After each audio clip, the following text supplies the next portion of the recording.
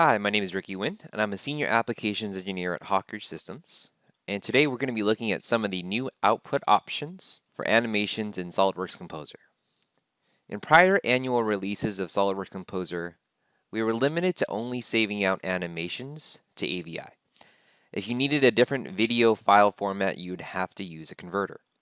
Now, in 2020, Composer has added 3 additional file formats. Let's take a look. Once an animation's been created, we'll head over to our video workshop. On the right-hand side, we'll see Save Video As.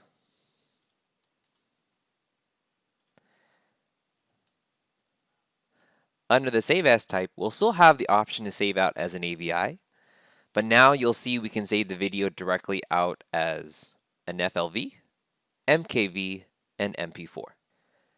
So in today's video, we explored some of the new video export options we have in SOLIDWORKS Composer.